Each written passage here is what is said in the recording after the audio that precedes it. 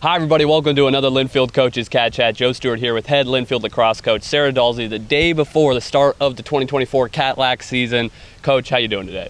Yeah, doing good. I'm excited for tomorrow, just ready to get another preseason game under the belt. Yeah, Eastern Oregon come to town tomorrow, a team you guys were able to beat pretty handily last year, but we'll get into more of that later. But just so far this year, obviously you guys had the exhibition against PLU earlier this season, been training for about a month now. But how have the vibes been? How's training been going? What's the energy around the team like this year? Yeah, I'm super excited for this season. I mean, this is my second season here at Linfield, and we got a small squad, but we only lost 2 seniors last year, and I think in terms of team culture, that's been constantly growing. Our freshmen really came in and meshed really well, so I'm really excited to see how we do.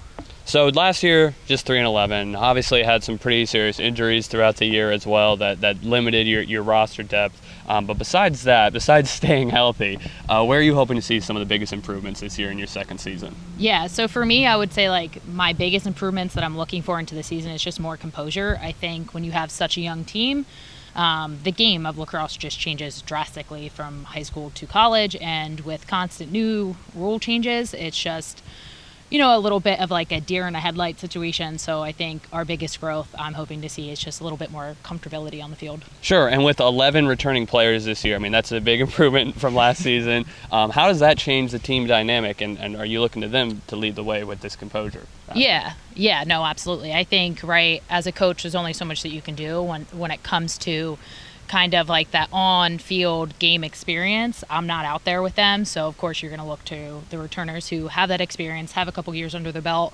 to kind of help lead the way for the younger classmen.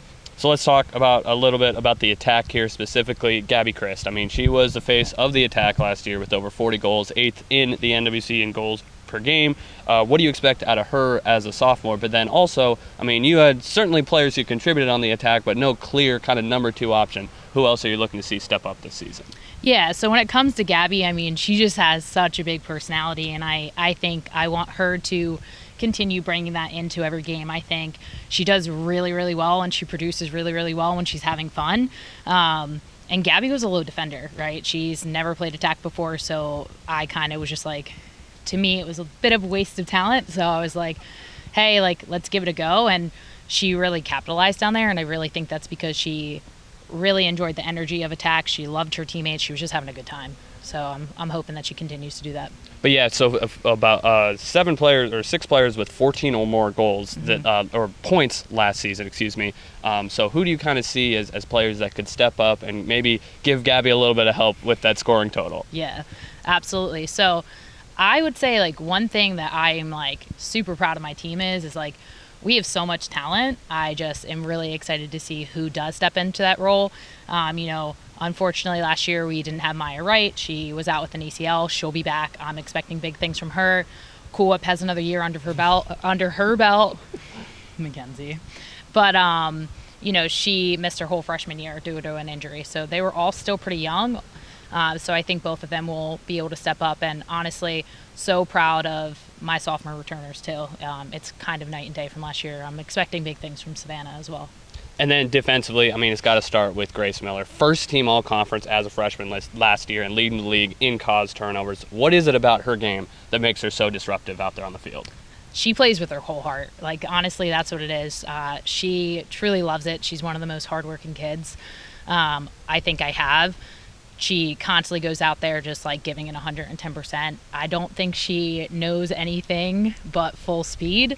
So I'm excited to see her continue. She is coming off of a little bit of an injury, but we're excited. She's excited to be back out there. And I think with, Gracie Miller, she just worked really hard and getting a lot of trust from her teammates, and I think she'll continue to grow that and take a leadership position on that defensive end this year. What else are you liking from the defensive end in the overall assessment of the team?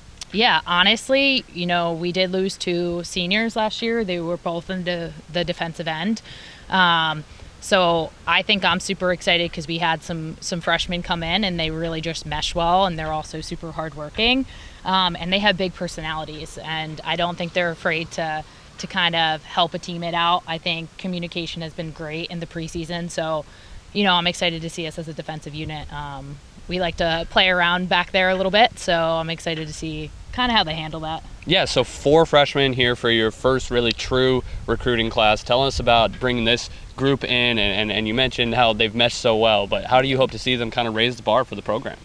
Yeah, so, I did bring in 4 freshmen. I have a girl from New York, we have Minnesota, we have California, and Utah. So they're all from different places. I think that can add a fun flair when we talk about lacrosse. I think when you talk about regions and style of play, that can look a little bit different depending where you grew up playing. So I think they all bring their own kind of take on defense and what that looks like. But they all just truly love each other. They have so much fun down there. I think, Madison De La Trinidad, who's a freshman from California, I think she'll be a really big role taking over kind of that lower defensive spot that we lost a little bit in Murray last year when she graduated. But, I'm excited to see what they all do. And then no seniors, but you do have 5 juniors. Yeah. How will you look to them to kind of lead this group this year? Yeah, so no seniors, which honestly I'm pretty stoked about.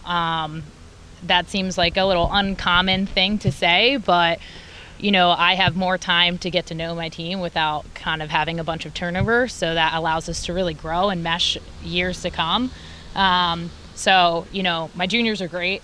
I'm pretty excited for them. They already take on a leadership role. We meet daily. They come into the office. They're doing what they need to do on the field and off the field. I think the big thing with my team is they truly have each other's backs, right?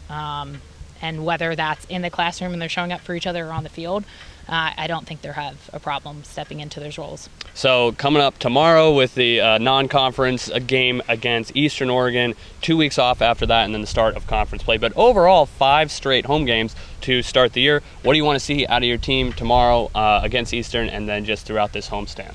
Honestly, I want them to have fun, right? That's the goal of booking these preseason games, right? Being able to test it out a little bit, getting their feet wet into college lacrosse, but ultimately it's about having fun. So I really wanted them to continue to have fun because it really shows in their play. That's right, the Wildcats start the season tomorrow, hoping to have some fun against the Eastern Oregon Mountaineers. 6 o'clock at the Linfield Soccer and Lacrosse facility tomorrow, Friday, February 23rd. We'll hope you come down and cheer on the Cats in person, but we'll, of course, have live coverage for you as well on the Linfield Sports Network. Coach, thanks for the time, and good luck this season. Thank you, Joe.